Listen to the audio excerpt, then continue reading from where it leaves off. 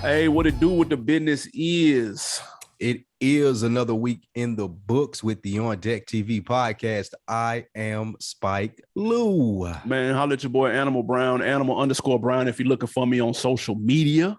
Absolutely, man. And I'm the same on those same social sites. I am Spike Lou. Tap in with your boy, man. You still Delta variant free out here, ain't you? Man, hey, lucky for me, I'm Delta free. For now, I'm going to stay my ass in the house. Are you listening to that Donda right now? I'm totally tapped out on Kanye West. Do you have it? Did it come out or did he lie again? Nah, it's coming out next week. It's coming out next week, they say. If not again, this week. For the next month, they've said. To the Kanye West fans, man. Y'all some troopers, boy. Hey, man, listen. Troopers, man. Listen, greatness, you got to wait on great shit, dog. You waiting too. Don't even worry about it. Do you? I'm not even listening to this. You can't wait. Hey man, what you guys can't wait for is this full Nas album review that we got coming up on the show today. He dropped King's Disease 2 with Hit Boy. We're gonna talk about that. Also, Def Jam has a new CEO. Does it matter? And Tyler, the Creator, had a very interesting interview with Hot 97. Should we put him in a new A-list bracket? Are we sleeping on Tyler, the Creator, as an artist? But first, Versus went down last week, the Lox Verzuz Dipset. Listen, I didn't watch it, but the street said, I didn't watch it on the first go round. I watched the rewind. Streets were saying that it was a blowout. Per NBA superstar and hip hop historian LeBron James, he's now saying that Jadakiss is the most underrated rapper of all time. Let's take it there first. Is Jada the most underrated rapper of all time? No. Slow down, hip-hop historian LeBron James. Slow it all the way down. Also, after the no one answering that question, what a great verses, man. Yeah, it was a shit. What a great verses. The Lox came and showed they as the streets were right. This was a blowout. True. Like there was like Cam, Dipset, all of those guys, it came to play. Jadakiss didn't come to play. Yeah, they didn't come to play. No, they didn't come to play at all. To answer LeBron's question, it's a real thing when they say Jadakiss top 5 dead or alive. Like that was a real thing. I remember way back when his first album came out, people used to talk about how cold Jadakiss was. So it's never been a thing of him being underrated. Sometimes being a good rapper doesn't equal the career that you think that they should have. When I think of underrated, I'm thinking of people that'll body you and you don't suspect it. Like Jadakiss is gonna body you. Like if you don't know in the door that he's gonna body you, you don't know much about rap. But if I walk in and it's a nigga like Black Thought standing right there, or maybe even I think Freddie Gibbs is underrated, or someone like maybe even like Rick Ross, who's had a great career, but when you think lyrics, you don't really think Rick Ross. And I got a really big underrated one, but we'll get into that near the end because I think this is like a hot take. I think Pac is underrated. I'm going to say it now. Like it's amazing to me that people still think that Pac is some slow. Pac is like the Marvin Gaye of rap. First person to say that. Pac is Marvin Gaye of rap. Easy. Pac is easy. Nobody thinks Marvin Gaye is underrated though. But people touche. To me, Pac is still the Marvin Gaye of rap. People try to say he's some slow, and I still see that to this day. What do you think when you think underrated though? Yeah, I don't think it's Jada. Like you said, listen, top 5 dead or alive. He's been running with that for several years. He had an album called Top 5 Dead or Alive. Everybody has already kind of had him in the conversation. When I think underrated rappers, I'm thinking somebody like Beanie Siegel. You know what I'm saying? Somebody that it almost is kind of forgotten about at this point where he's at in his career. Somebody like Mac from No Limit. You know, stuff like that. You know what I'm saying? Underrated in that sense. Mac had 2 albums. They both were fire. He was on No Limit, so you don't really think lyricist when you think No Limit. So he was kind of under that shadow of P. That's underrated to me. Same for Beanie Siegel under that Jay-Z shadow and that loaded Def Jam roster at the time. I think that, but he went toe-to-toe with Jay, Face, like anybody. You can put him in the room with anybody in his heyday, and he had good projects to go along with that. So I think that's more underrated. I get it. It's the heat of the battle. People were hyped. LeBron couldn't wait to tweet something about the battle. I think the better tweet would have been the Lox are the most underrated group. You could say something like that. I would have understood it a little more, because honestly, this is the second time that either Jada and the Lox did a versus, and going into it, people thought they were going to lose. People thought Jada was going to lose to Fab because Fab had the commercial hits. People thought they were going to lose to Dipset because Dipset, again, had more crossover commercial records that are widely more known, you would think, than Fuck You off the Lox We Are the Streets album. But when they play Fuck You, when they come out to that and the whole crowd is word for word, I would have smacked you with the burner, but I know you'd sue. Like when they're word for word with the shit, you realize how much impact the streets actually have when it comes to hip hop. And it was good to see that. And Dipset got spanked, point blank, period. Big facts. And to hit on another point before we get out of here, underrated as a group is absolutely right. Yeah. You hit it on the head. Coming into it, you're thinking Dipset, Flashy, Jim Jones is talking about jewelry, and Cameron is talking about what niggas gonna wear. When you look at the Lox and you want to know what a professional rapper is, that's it. Yeah. Like, I know what to play. I know what the crowd is going to respond to. I know what you should be doing as a rapper, and you're not doing it because you're not on here rapping like me. You got your fucking vocals playing in the background. I am the consummate professional. That's what the Lox said. And when you're a consummate professional in your field of work, you always going to win. Talent is cool. No. Talent is great to have. Niggas like Cameron, absolutely, he's talented. Joel Santana is talented. But niggas like the Lox, they talented and they put in work. It's a process to this shit. And the niggas showing you, like you said, Jadakiss with the verses was underrated against Fab. They thought he was going to lose. This one against Dipset, they thought they were going to lose. But every time it shows preparation. Them niggas knew each other's verses. Joel's didn't even know his own verse. You know what I'm saying? This nigga, she can walk off and fuck with Cameron, and Jada can go his whole verse from 15 years ago on a song. This nigga Joel's can't remember shit from 3 years ago. Yeah. Yo, it was biggest rough song, bro. You don't even know it. It was rough. Crap. And it goes to, like I said, being the consummate professional goes a long way in anything that you do, man. Shout out to the Lox, dude. Did this take Dipset down just a notch? No. On the legacy tip. Because the smashes are still there. Like Old Boy is still Old Boy.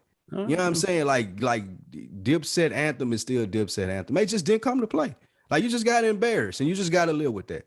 I still don't think that takes away from what diplomatic immunity was, what that Dipset movement was, and even what Cameron is. Cameron's still a monster. Yeah.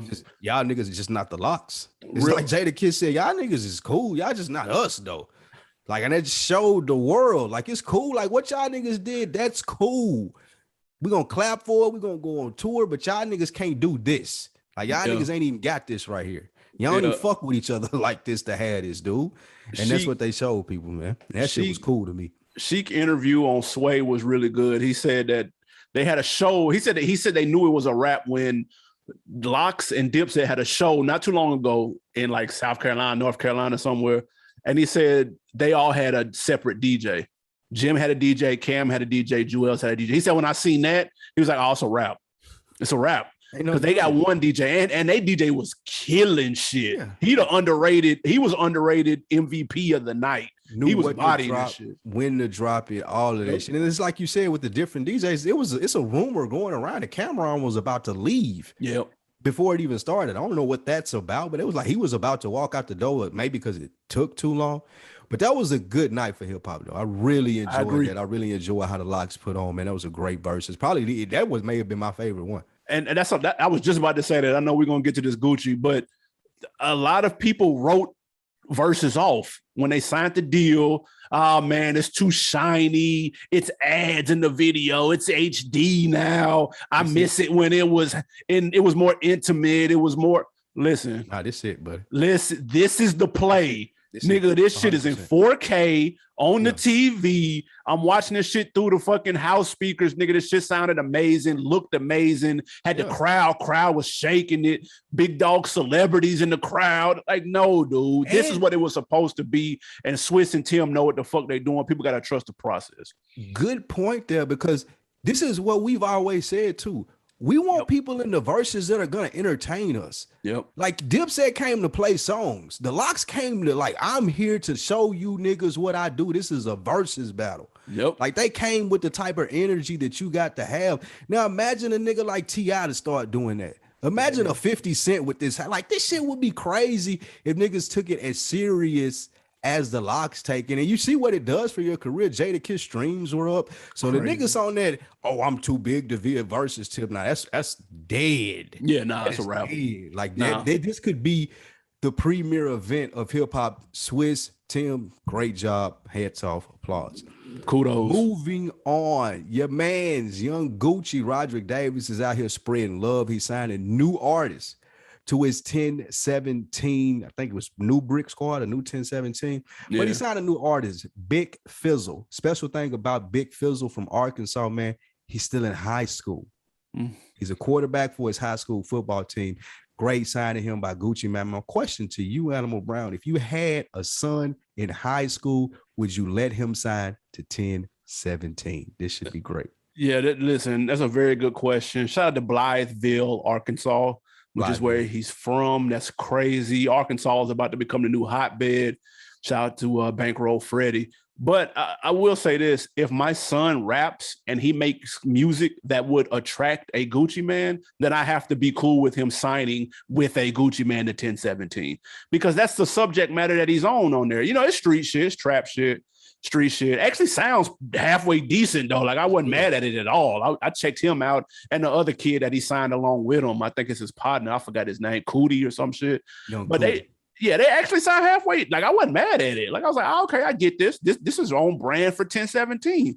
So if I'm hearing my son's going to the studio, oh, let me hear what you making. Oh, this what you making. Then I can't be surprised when a street dude calls up and be like, yo, I want you on my label because you making street music.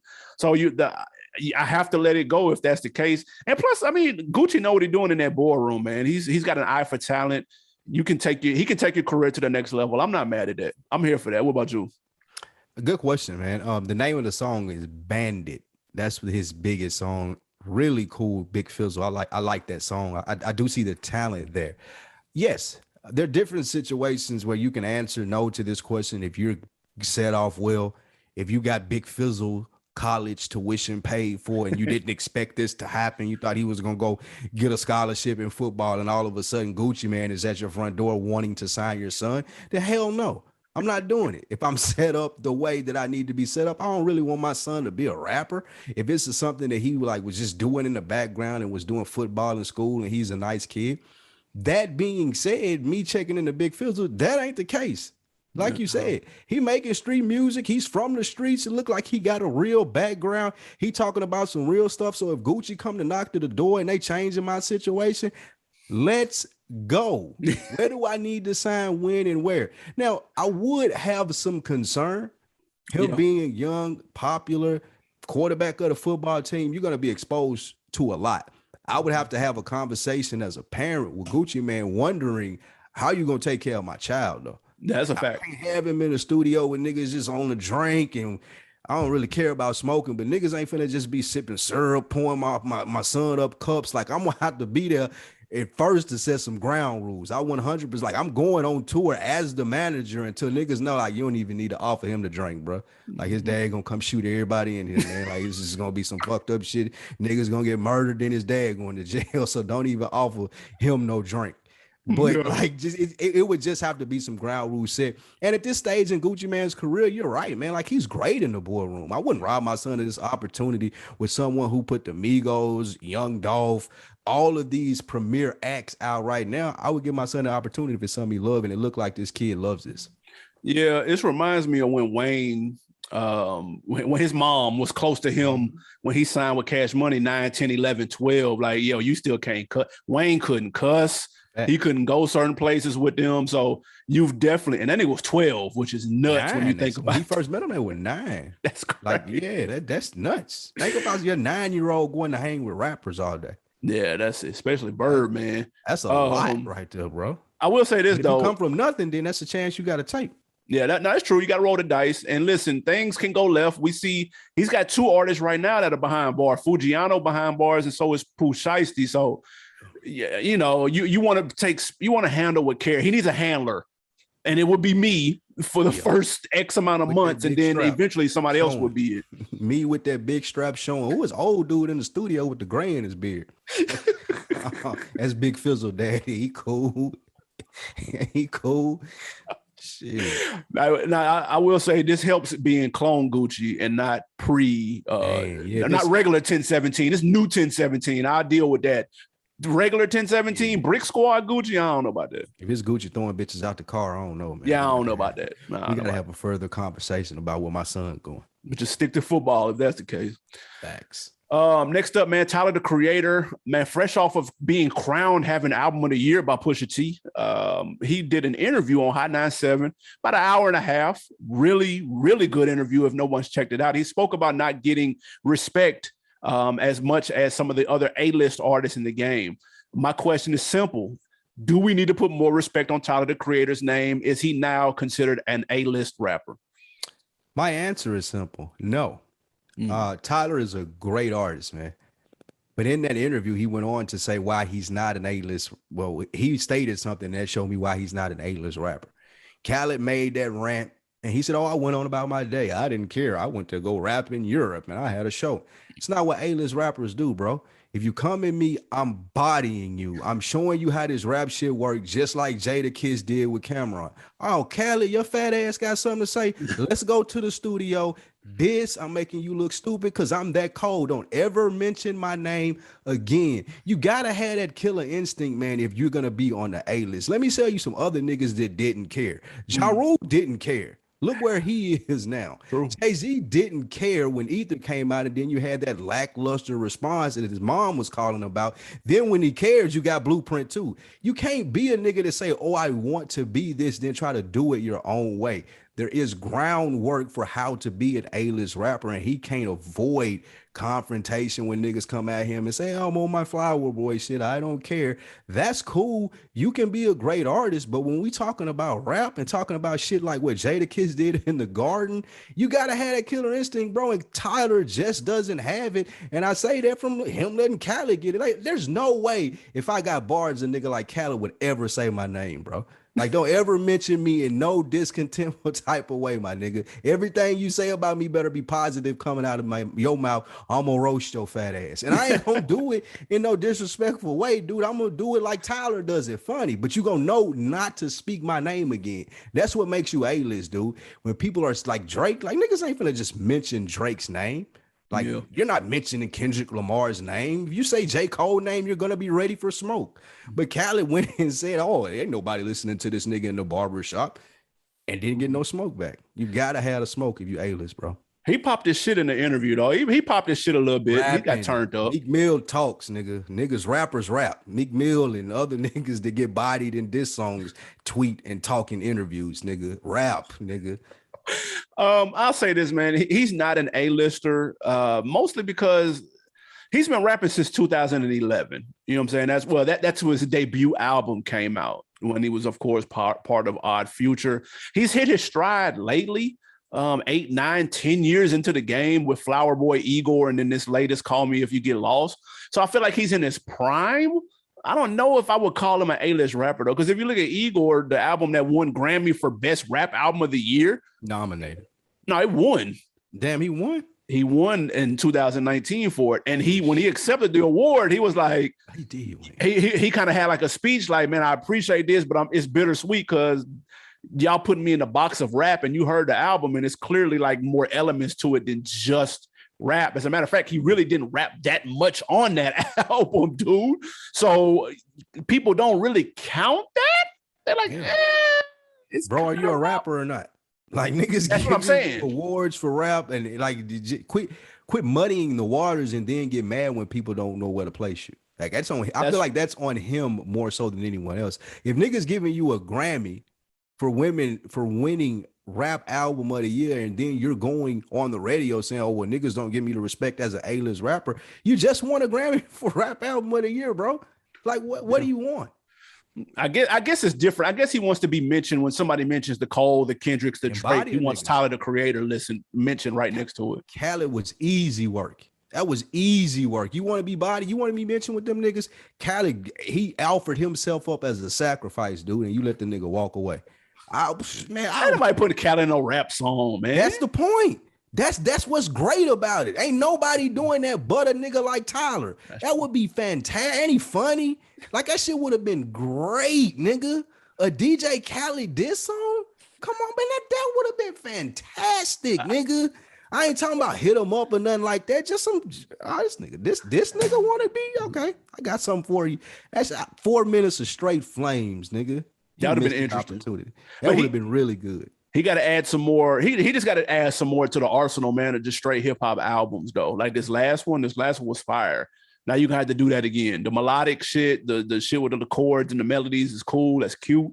It's really good music, but you're not gonna get looked at as a top tier rapper when you kind of dance in that lane like that. It's just not gonna happen. He dope though. I fuck with him. I fuck with him now way more than I did when he first came out. Big facts. Way more.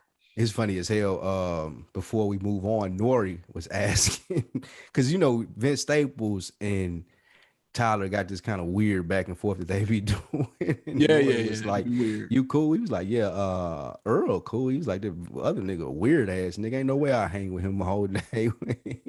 He was talking about Tyler. They've done interviews together and shit, man. They just fucking around. Yeah, that shit was funny. All right, before we move on to the topic of the day, reviewing Nas's King Disease 2, we want to get out of here about announcing the news with Def Jam. They have a new CEO. Please forgive me if I mispronounce his brother's name, Tunji Balung or something of that nature. Balo Balogun. Tunji Balogun. My question to you, man, he has the new seat at Def Jam. He's got a solid history. Can he bring Def Jam back to prominent status in the music game in 2021? Probably no more than any of the last 6 CEOs that have been appointed in what seems like the last 6 years. That seat has been rotating. We've seen Eminem's old manager or current manager, Rosenberg, he just sit in that Rosenberg. seat. Yeah, I know Snoop just got appointed an executive position, high level position at Def Jam. Executive director or something like that. They're pulling out all the stops. Man, listen, congrats to this young man. Started off as an intern at Warner, worked his way up through Interscope as an A&R. I love seeing success stories like that. Shout out to all the young A&Rs out there working at the labels. Shows that you can be CEO of a once storied record label like Def Jam. But to be honest, it does not matter who the CEO is if they do not have any talent. That's what matters the most. Back in the day, obviously they were the shit. Now they haven't really had any big superstars in a stretch. You find me 3 or 4 superstars and add them to the label, then it will matter who's CEO. Until then, man, who knows what it'll be this time next year. So this isn't a big deal to you at all. Nah, not really, man. There's been too many moving parts. This hasn't been a big deal since Jay was CEO. That was the last big CEO splash. And other than that, because nobody's repping Def Jam anymore. They have their own labels. They rep 1017. You know what I'm saying? They rep 4PF. Nobody reps the distributor no more. Nobody cares about that shit. So it's not the same. And that's a good point you bring up. And I think that's the reason that he won't be able to do this, bring Def Jam back to prominence, because a big label like that can't really show the love that, like, if I got 4PF or if I got QC, if I got 1017, if I got Cocaine Music Group or whatever God he calls it now. When you're Def Jam, your reach is not as strong as it was back in the day because there are so many subsidiaries of it. So artists aren't going to rep. You're not walking around with Def Jam jackets. You're not saying I signed to Def Jam anymore because it's just not cool. Now, can he make this cool? I'm not sure. I've seen his progress up through the ranks. He got people like Lucky Days, man. He's had people like Freddie Gibbs on the label. Like he has the background. Right. Childish Gambino. Exactly, but I just can't see Def Jam executives, Def Jam street teams going out to reach young artists and have them saying, hey man, I just signed to Def Jam. Yeah. Especially if they have their own following. These kids have social media now. They do so much on their own. The things that Def Jam used to do that made kids successful, they already do it themselves now. So they looking at Def Jam like, what am I doing over here? In the sports world, I would compare it to ESPN. It used to be a big deal to be on ESPN, get on ESPN. But now you see people going the other way. I'd rather do my own thing. Jamel Hill, Michael Smith. People are leaving because they can do or have what ESPN gives you on their own platforms. You may not have the reach, but you're going to have more of a say of what you do. And I think that's what artists, creatives are more in tune for now. So it makes it hard for big companies like Def Jam. Yeah, it doesn't matter, man. Listen, the history doesn't play as much as a part anymore with these young dudes, bro. Like if like a nigga getting drafted by the Bulls doesn't care about what happened in the 80s and the 90s, dude. Like it's about what have you done for me lately? And Def Jam hasn't done a damn thing lately. I couldn't name 3 people on that label today. And if I could, I would just be guessing and thinking that some of the older cats were still on there. Like is Jada still on Def Jam? I think 2 Chainz may be on. 2 Chainz may have just ended his time at Def Jam. Like who knows, dude? So it doesn't really matter anymore. But again, salute to him. Salute to our A&Rs and our young execs out here, man. Shout out to Street Symphony. I see you, Mon, working. Like, just shout out to the young boys, man, because I would love to see them grow to be a new. I hope he goes and kills it. I hope he signs 3 superstars, nigga, and Def Jam is back shaking it, and it's all praises due to him. That would be lit. But I just don't see it, though. No, I don't. When I Google Def Jam artists, it says Kanye West, Public Enemy, Logic, Jay-Z, Big Sean, Method Man, The Diplomats, Method Man and Redman, Neo, the Isley Brothers, Drew Hill. The Isley Brothers? Yes. The fuck? Unladylike. Yeah, it's weird. Really weird. Question for you, man. Have you seen, before we move on, and this kind of ties into the Def Jam thing, have you seen that This Is Pop on Netflix? I have not. Okay. They have like it's 4 parts, and they were talking about the things that did pop, and they were talking about Boys to Men and the Boys to Men effect. Yeah. And you, in rap, if there was a group like Boys to Men, a boy group, straight, clean cut, but they could, like a slaughterhouse, but it was straight, like these niggas got on polos and shorts with, they look like Carlton, but could rap their ass off. Would that work? No. It wouldn't work. Like that would normal, only work. like regular niggas. I can't, I'm not gonna go kill a nigga. You know I'm not. I don't look like I'll kill a nigga. I don't look anything like a traditional rapper, but I can rap like King Los. No. But I'm gonna say how it would work. It would work if it was kids. If it was for kids. Nah, I'm talking about like 20-ish people. Oh no. Really? The hip hop day 26 is not, that ain't moving no needles right now. Absolutely but we've not. Never seen that before. That's true. We haven't. I mean, like the closest thing. So hold on. Are you saying if there was like, if Lil Brother had 4 people, something like that? That's a good comparison. Yeah, like if Lil Brother had, but more so, like I guess you would have to see the doc to see how they were presenting Boys to Men. Okay, and kind of see what I'm talking about. But it was just like this clean cut.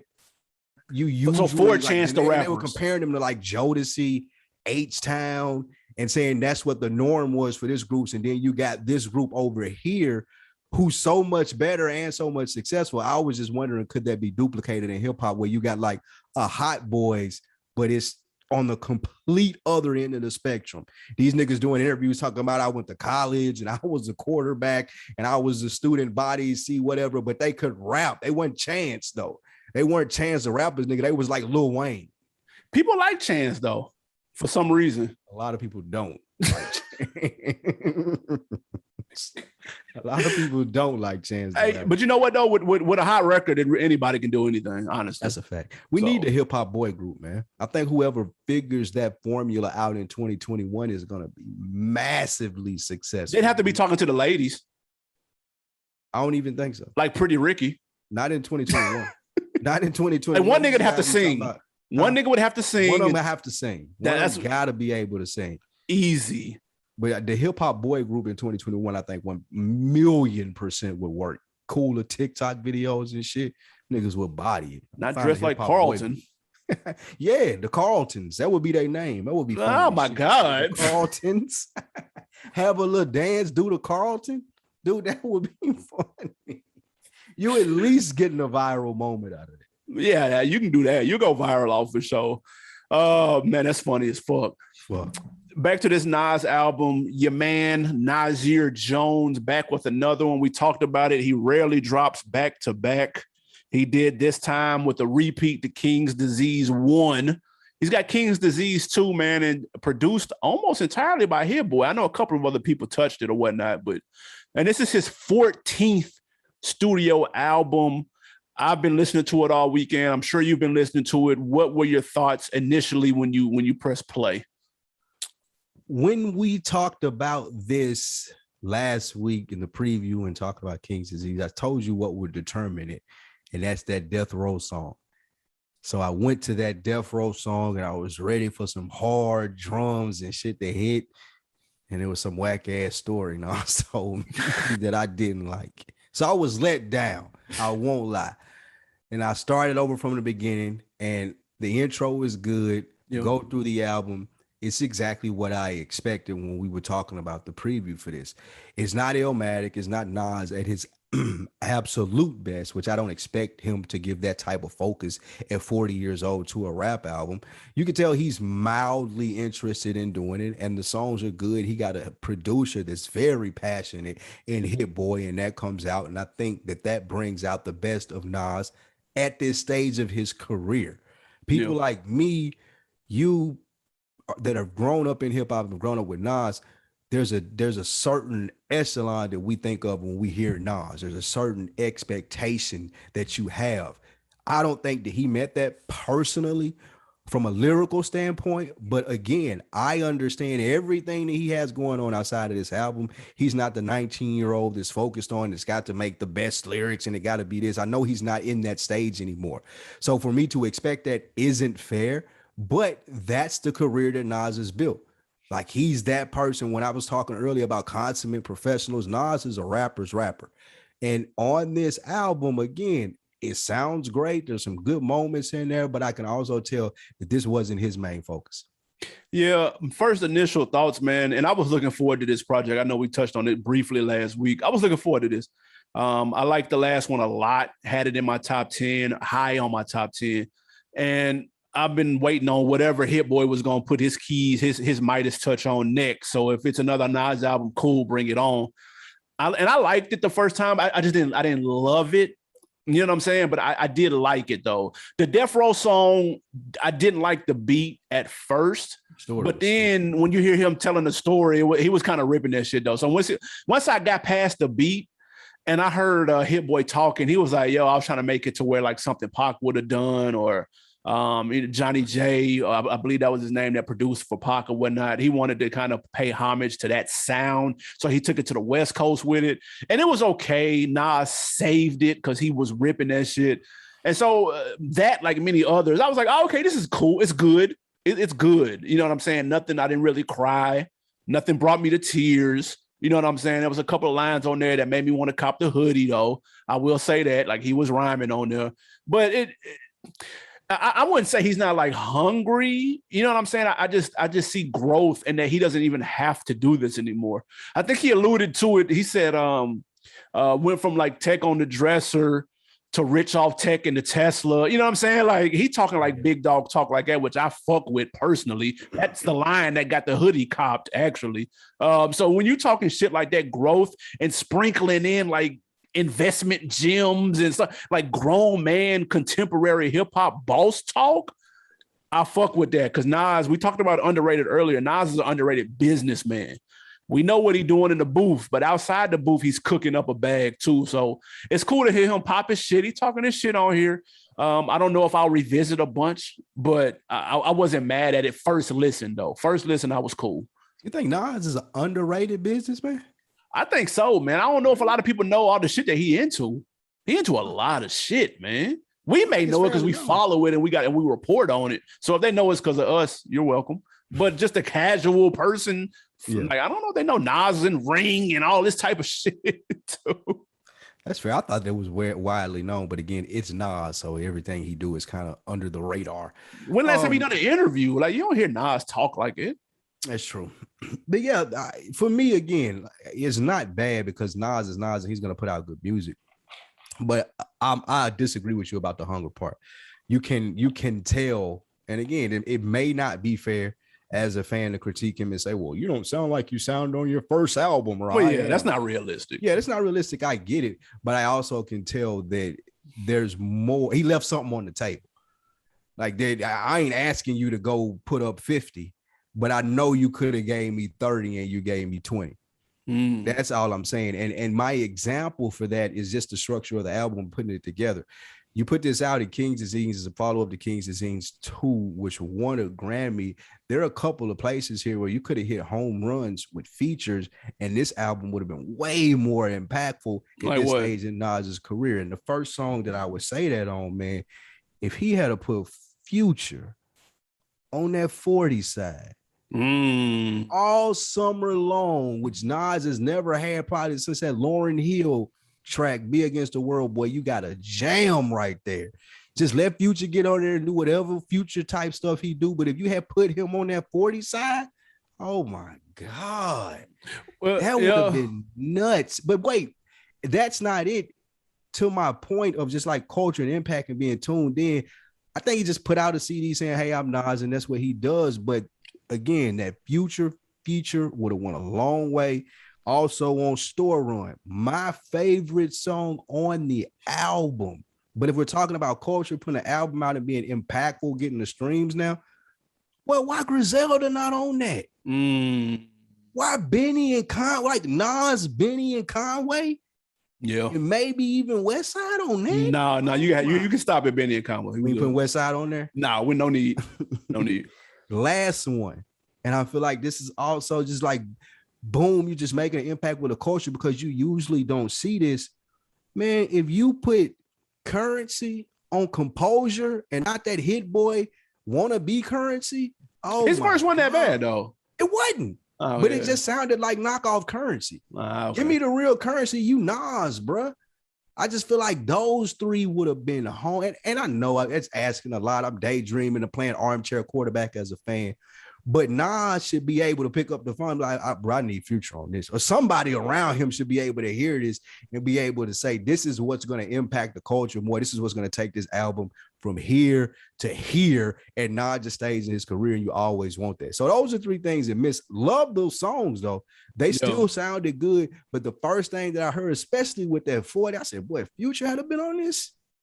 Yeah, he tried it with the features, trying to make them impactful. EPMD, obviously, you know what I'm saying, paying homage to them and having Eminem, that's a big look. I don't know if that shit out of here, bro. Off the top of my head, I don't know Nas and Eminem what they've done before. Somebody correct me if I'm wrong. It's 2021. That's my point.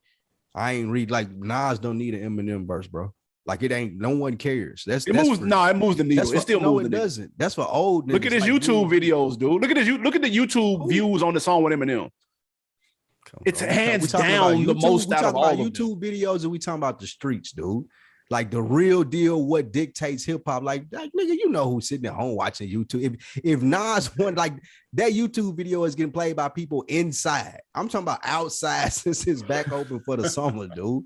Ain't nobody trying to hear Nas and Eminem, bro. You know that. He bumping that shit. He tried to go. No disrespect to them, but come on, bro. He tried to go outside the box, putting YG and A Boogie together, and then obviously having a big Lauryn Hill feature. And you said Me Against the World, If I Rule the World, was the joint. So he tried with the features, in my opinion. If we can go in reverse though, because I'm gonna talk about what didn't hit for me before we talk about what we really, really liked. Mm-hmm. Speaking of the features, I was looking forward to that Charlie Wilson. Ooh-wee, and that motherfucker was slow. The beginning was good. They should have kept whatever that was in the beginning and did that the whole song. Those first like 15 seconds were banging. That song didn't do nothing for me. And then the one right after that, the Brunch on Sundays featuring the XXL freshman class member Blast, did nothing for me. And it sounded like Music Soul Child on there. I was like, who is this nigga sound like Music, dude? You must don't brunch on Sundays. No, I don't. You got to be a bruncher. I'm watching football. That's what brunchers. Well, football season hasn't started. So, go ahead. So that's a lie. Yeah. I'm watching football on Sundays, man. Fuck that. We were waiting for my didn't likes. I mean, you kind of touched on them, but the features, the lack of the features. But if I'm going on specific songs, man, I ain't fucking with the EPMD and Eminem joint. Like people that know me, listen to this show, know that definitely is not my speed. But just overall, like just missing on those features, I feel like Nas is doing Nas on these songs. There's nothing here where I was extremely disappointed by. I can't say, oh, I can't believe Nas did that. So it's a fair, decent album. Everything was average or above. So I don't really have anything that sticks out that I hated other than the Charlie Wilson song. Yeah, that's on one shit. If I had to pick joints, Boogie with the hoodie, I forgot. I'm sorry. Hey, Buddies with the hood, whatever. And that feature was trash. YG ripped it, but dude, some slaw. Hey, Boogie is some. I don't get it. Slaw. That's over my head. Usually, I just say I don't get it and let people live because I know that they got their big followings and what they do, and I just think it's over my head and I may be a little washed, but I genuinely think, hey, Boogie, some slaw. Yeah, he's some slaw. I don't know what that's about. I think kids crazy to me, dude. I think kids fuck with them though. That's it. It's kids because of the melodies. Is it because like it's easy to remember? That's crazy. That's I think so. Trash, man. Man, he's some slaw. If I had to go joints, what do you think about that Lauryn Hill verse? I wasn't mad at that. It sounded like she hadn't rapped in a long time, but she started picking up steam in the middle of it though. She said some shit in there. She was ripping it. No, she said some shit. She sounded a little rusty, just a little bit when it first came out the gate though. A little rusty. People were killing me though, like they were waiting for the Lauryn Hill verse. Like they were. That's a big deal. Come on, bro. That's a big deal to some people though. You know that. Come on now. Who is that a big deal? 3 people? No. The people that complain about her being late to every venue, that's a big deal. That sold out crowd that stands there early and knowing she was saying that. And I'm not even saying that in the sense of Lauryn Hill didn't rip it and she can't rap. Like she's extremely talented, but come on, bro. I wasn't mad at it. I like that song though. That's all right.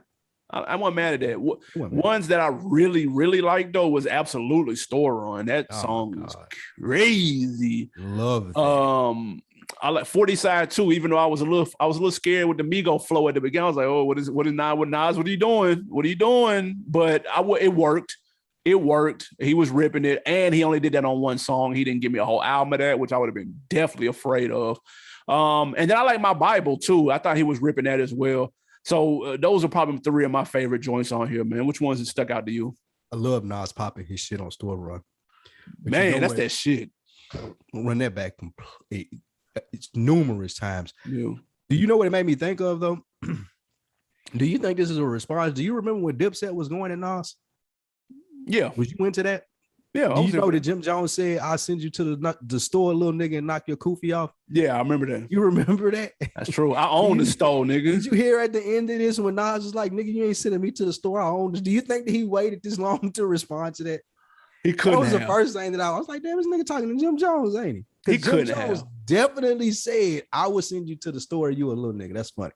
But that is one of my favorite songs on there, man. I love that. Y'all check out that. I don't know what song it was when he said that about Nas, but that's when they was going in on each other. I like Nas is good too. I love when niggas pop their shit, especially Nick legends. Then you know where they stand with this. It's the Tesla line that you were talking about. Love that. But those are my 2 favorite albums. Heart, immediately add to playlist. Just when you just play random music, those 2 are definitely there. So that's what worked for me. I'm gonna say what else worked was the production. I think Hit Boy. Hit Boy did his thing. Him and Hit Boy have a good chemistry. Shout out to J Hove. He said this earlier in the chat. Said Nas found his 40 a little bit too late in his career. Of course, we know 40 is the man behind a lot of Drake shit. That chemistry is undeniable. That's kind of what he was alluding to. Like they got that type of chemistry where this could have been. They could have had a mean run had this been 2010, maybe 05. You know what I'm saying? Like we could have got a nice catalog out of this, but instead Nas is pushing 50. He doesn't need to rap anymore. It's not the same. So it's like, damn, it's a little late in the career, man. But that kind of sucks. But I thought that was a good analogy though to 40 and Drake. I credit Hit Boy for that relationship too. If you heard that IG rant, when he was talking about niggas be showing the studio and they have 100 people in there and all of this different stuff going on and just doing everything. And he was talking about him and Nas's process and how it's just me and him. We just lock in. I think that goes a long way for the producer. The rapper gonna rap. Like Nas got a million things going on. It just so happened he's Nas and he's really, really good at this. So he can just show up and do his thing. But it helps the producer if it's just me and you and I can really get to know you.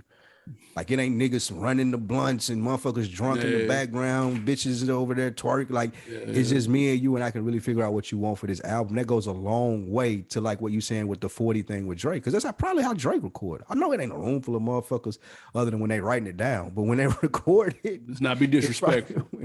When they writing it down, it's probably 100 people in there. But when you're recording it, I'm sure it's just 40 and Drake, and they can, because they really know each other. Hey, add this here. I think that's really dope. But that's a good analogy. Yeah, man. What on a scale of 1 to 5, if I had to rate this, I would go 3 and no, I would go 4. It's banging. It's bang. I'll take it back. Let me tone it down just a little bit. I would say 3.5. It's banging. I'll say 3.5. I'm going to go 3 reels worth checking out. Cool little, hey, Nas album is out, man. Today we can turn it up, sun out, windows down, air conditioning on, or whatever, and just ride the Nas. Perfect with summer weather release. So I'm gonna go definitely 3 worth checking out. This is cleaning the house music, and I mean that with all due respect, because I'm washed, and so when a nigga gotta do shit like that at the crib, errands and shit, you can play this and be straight though. I'm running to get a haircut real quick. I feel good and got, sauced up. This is definitely that type of music, man. I agree, but nothing on there.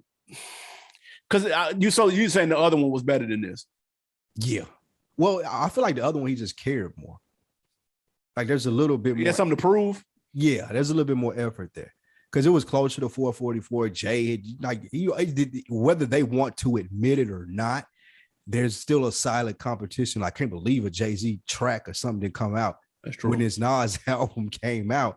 But there's still some quiet competition there. And I think that coming off of 444, Nas was inspired to do that King. And coming off at Kanye, that he kind of felt a certain way about. That really wasn't. He really didn't want to do that. We've come to find out. So I feel like, he had to prove himself a little bit.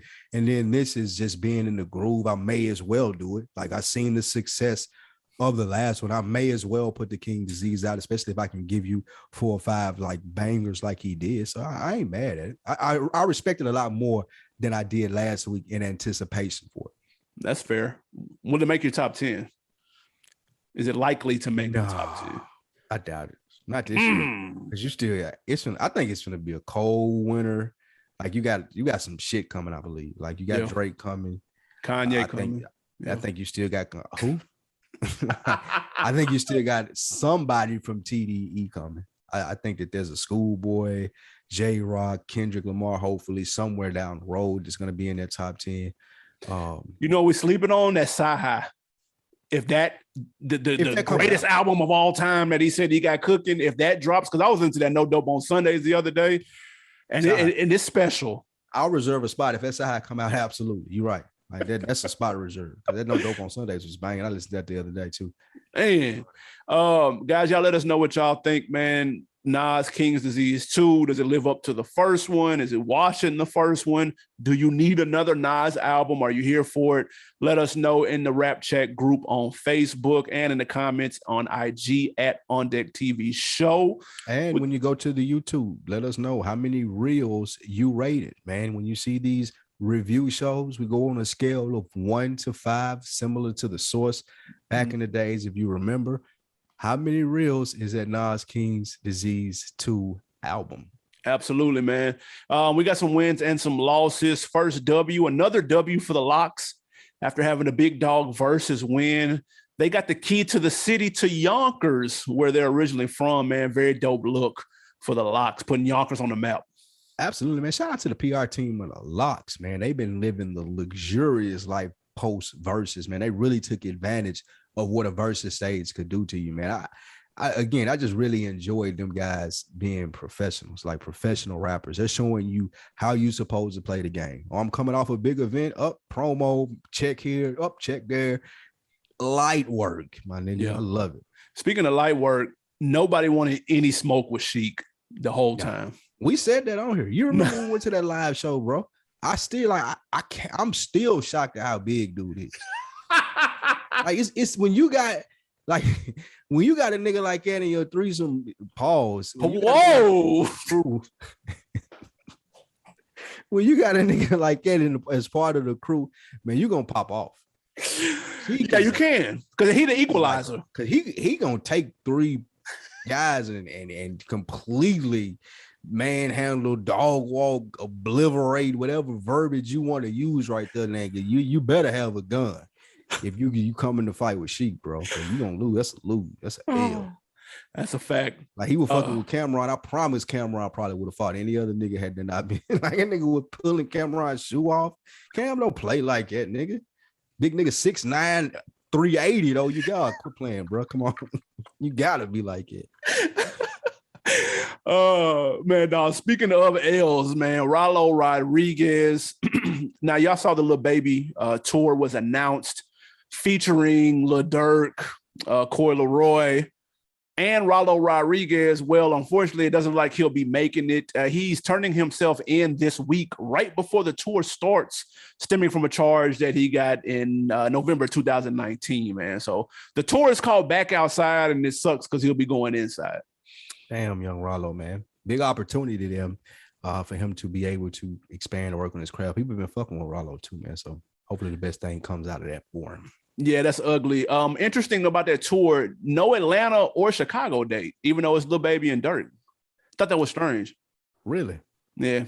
Don't you think they would have Atlanta and Chicago dates? They got 30 other dates. I can understand the Durk not having Chicago. Why not? Because you don't want the violence. Like you don't know what's got to be. It's just, I can imagine who coming to that show. Yeah, according to the news right now, it's ultra violent in Chicago. I'm not sure how much of that I believe, but if I'm Durk and I'm being responsible, I ain't really having no concert in the summer, fresh outside, like with everything going on. I'm cool, so I could see him missing that. Atlanta, I don't know what Lil Baby got going on. W to Quavo's assistant. Quavo claims that he pays his assistant $5,000 a day. Says he's already a millionaire. Cozy gig. That's dope. That's dope, cap, like, is what you meant to say. That's cap. You don't believe he paying his assistant that? Fuck no. Bro, what? Yeah, Quavo. What is this, bro? Cadillac Reg? What are you trying to do? Is he gonna go broke the fastest? Like, why would you pay an assistant $5,000 a day? The nigga was holding his umbrella, dude. That was a flex. Let's see. You're not paying Farnsworth Bentley $5,000 a day, dude. I'm sorry. How much is that a week? That's a lot. That's 30 bands, dude. $30,000. 35. 35. Well, 30. Probably 6 days. You're gonna get some one day at least, or maybe 2. So let's call it 30 a week. That's nuts. 30, bro. 60, 90, 120K a month. Yeah, no, bro. No, 1.2 a year. Stop, bro. At least that's 10 months is 1.2. No, bro.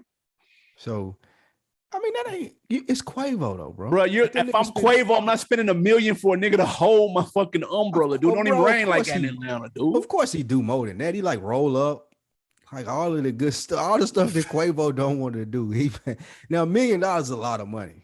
Like, I don't know why he pays him that much, but I mean, the way these niggas waste money, I could see that. Like, you wouldn't do it. Like, if you were making the type of money that Quavo make, I'm sure that there's niggas around that you would just pay $1 million because they're your homeboy. Like, they'd have to do something though.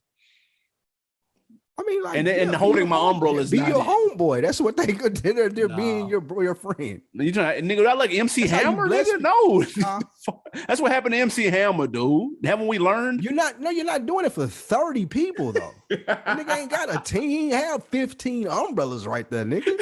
It's one person, nigga. Like, the thought process with that, I feel like if you are Quavo and you're making that type of money, you put somebody in a position where you're going to overpay them and they're going to be making legal money. And that way it can trickle down. Now they can hire. So I'm sure this nigga better have an assistant. The assistant got to have an assistant. Like, if I'm making $1 million a year from Quavo, the most I'm doing is calling niggas and be like, hey, bro, go pick this up. Because I'm paying them. I'm using some of that $1 million to pay them now. I ain't got to do shit but like dictate and delegate. That's a fact. My nigga, you supposed to be over here with the chips and shit, bro. Where you at? I guess I'm ordering fucking Ubers and shit like that. I'll pay a nigga $1 million for that if I was Quavo. Ain't no way in hell. Bonus I worry about that. That's $1 million worth of words off my plate. Possibly. If I'm paying you $1 million, it's very little. Like, just think of the little shit you ain't got to worry about no more. I ain't got to order Ubers. I ain't got to pay for no tabs. Like, you taking care of all of that, my nigga. Clearly. You're taking care of. I just got to be Quavo. Bonus W to Quavo's ex, Sweetie, for the McDonald's meal that launched today. You gonna go fuck with that? Disgusting.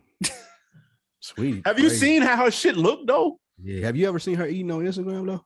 Like this plays right into her brand. Really? Like she be disgusting with it. Oh my God. I ain't know that. It's nasty. Like, look, you can Google it. Like, look up her like Saudi eating. Like, I got the YouTube montage of it, I'm sure, for sick niggas out there. But like, she be going in. Like, she eats some nasty shit. Like, she's nah, I'm not interested. Ugh. That explains the deal, though. That makes sense. Explains why Quavo left. Nigga been wanting to leave. He seen that shit on Instagram. His bitch eating like it. He's like, nigga, wow. She customizes she put the nuggets in between the Big Mac bun and put sauce on top of the bun. I was like, what is this? That's nuts. Got the fries. The fuck is this? That's nuts, man. But she, like I said, she eats like that though. Nah, if you go check her Instagram, she like have shit on her burger. She be falling. That shit's nasty. That's wild. On Decker of the Week, man, goes to my guy, Twan Sounds. He left a comment in the Facebook group rap chat. This was under the most delayed albums episode. He named a couple. Dr. Dre and Ice Cube, the Helter Skelter project. You can cancel that. Outkast 10 the Hard Way. You can cancel that. And Dr. Dre and Timbaland, chairman of the boards. We really ain't getting that. But damn, those are fantastic three that we forgot about. Salute to my guy Twan. Shout out Twan, man. He been sitting on those. Don't nobody remember that chairman of the boards. Dre and Timbaland forgot about that. That's a hard name for an album, though. That's hard. That is 100%. Fact. Shout out to Twan, man. Day one on Decker out here, man. Before even this. Absolutely. Way before. Go comment, like, subscribe. Let us know how you feel about the show. Continue to support so we can keep taking it to larger levels. We got to put on for me this week, man. And I got a different kind of put on. There's two of them. First, the traditional podcast, the Israel Klein Show. Israel Klein had Nicole Hannah Jones, who was over the 1619 Project. You may know her. She lost her job in North Carolina because of the 1619 Project. She's spearheading the whole teaching, what they're trying to stop the teaching in school of behind the 1619 Project. But she was on a podcast with Ta-Nehisi Coates, the guy who wrote The Case for Reparations in the New Yorker. Fantastic episode, man. It's the Israel Klein Show. You guys check that out. It was really, really good. And my second put on, I was laying in the bed trying to go to sleep thinking about this. And it was such a layup, man. This is an ideal put on. Okay. So what's my man name? I can't think of his name now. The guy that did Black as Fuck on Netflix. Burress. Kendra Burress, some shit like that. That guy. Yeah, the guy the non-funny dude. The guy that did Grownish, Blackish. Why isn't there a rap-ish, dude? It would be fire. Now let me get a premise to you. The rap-ish. There's a couple ways you can go with this. You can have Ja Rule in there, making fun of himself, constantly threatening a 50 visit, like him trying to get his, like, however the Blackish shit go. You can have Puff being Puff with Blackish type shit, well, rap-ish. You can have Eminem and play off him being a white person and a white rapper in it. You can have Will Smith doing a last album, Back to TV, a season of that. You can do Snoop, the layup. But rap-ish, Kendra Burress, holler at me. We can hash it out. Either one of those five people, that'll be fire sitcom because I need something to watch on TV as well. I thought about this because there's nothing on right now. But rap-ish, coming off Blackish and Grownish, fire. You know you like it. You're a hater. Skippish, nigga. You can't be that big of a hater. You know that's fine. First of all, dude is like not funny. But you still like, you would have to like this. Yeah, I don't like none of all the shows you named are some slaw. That's nuts. You don't like Blackish. There is a show called Rap Shit coming soon to HBO Max. Issa Rae is writing it. Yeah, a 30-minute comedy. City Girl stuff. That's different. This would be more like I understand what that is. That's not what I'm talking about. I'm talking about like Curb Your Enthusiasm, but on ABC with the rapper. Him like he is the rapper already, like the famous rapper. And just kind of weird, everyday funny shit happening to him. That would be fire, man. Like just imagine if you did that around Ja Rule. That would be funny. That would be funny. And you got funny 50 to come on there one time, but they ain't have to be in the same room or something. Fucking hilarious, dude. What you got to put us on? I got a medium put on. Shout out to I was in the movies last week, saw the Suicide Squad. In the movies? Shit was on HBO Max. Yeah, but I went to the movies. I like the experience, man. IMAX. It was cool. I would recommend just watching it on HBO Max. My point exactly. That's what I should have done. It was cool. It wasn't slow though. It wasn't slow. You got to see part 1? I did see part 1, but you don't have to see part 1. You should, but you don't have to see this. You don't have to. But part 1 is just, it's about on the same level. Part 2 is a little bit better though. It's watchable though. You should check it out. The preview, the marketing for this one was good. It made me actually want to see it. Yeah, they doing. Yeah, it is, and it's anti like Marvel shit. So like, and it's rated R too. So they got busy in there for those who care about that. That Stan Lee podcast I sent you though, that shit was fire. That shit was fire. I need to finish that. I had no idea Stan Lee wasn't getting money off the Marvel movies. That shit was crazy. It's called like Wondery Business Marvels or something like that. Y'all check that out. Shout out to my Edge up too, man. God, it's mid. Damn, dude. It's mid. It's regular as fuck. I'm coming for you. Regular than a motherfucker. Highlight that shit when you editing this, dude. Put a little flash right there and shit. Absolutely. Give me all of that good shit. On that note, guys, it's been fun. Until the next time, we shall see you on Deck TV podcast. On Deck TV show on YouTube. Make sure you search and subscribe, and patreon.com/realville for new album reviews all month. Until next time, man, we out. We are out.